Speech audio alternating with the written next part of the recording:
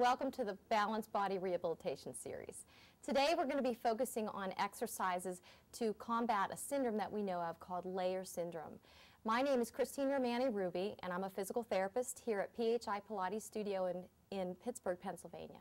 And this is Steve, and he has a little bit of a layer syndrome posture. So we've been working hard to try and combat that by increasing his gluteal strength and increasing the flexibility of his iliotibial band and his hip flexors. So Steve, I'd like you to go ahead and come down onto the Clare-barrel. Okay. So we're going to bring your hips over the front of the Clare-barrel and your elbows down onto the floor.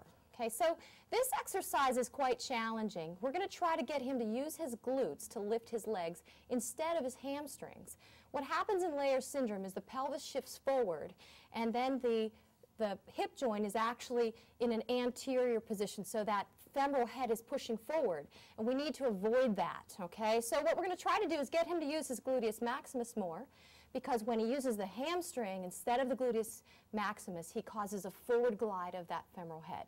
So one thing that's very important is to get them positioned on the barrel correctly. So let's go ahead and bring your legs out now and bring your heels together, Steve. You can let them rest right on that seat. Okay, now we may have to move him either fore or aft, depending on how he does. We're looking for his low back to stay steady and for him to move only at the hip joint.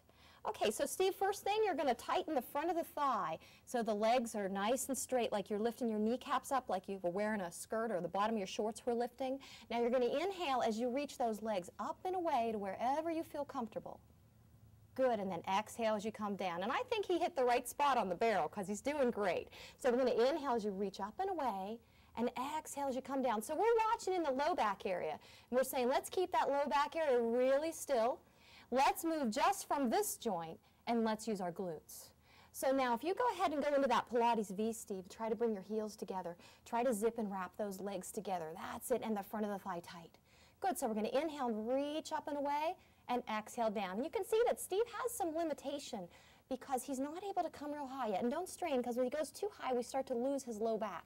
Inhale, reach up and away, exhale down. Our goal for him, well, we want to see his feet in the same line of his head like he were on a downhill slope.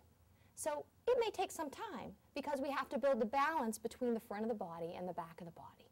Steve, if you really think of reaching those legs up and away, good, and then bring them back down. You want to try not to move here in the low back.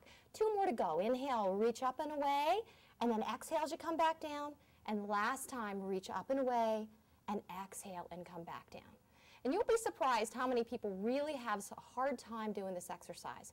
One pointer that I'll give you is to make sure that each time they lower the legs, you want them to rest on the edge of that seat and actually relax the muscles, and then start again by lifting the kneecaps and then raising the hips.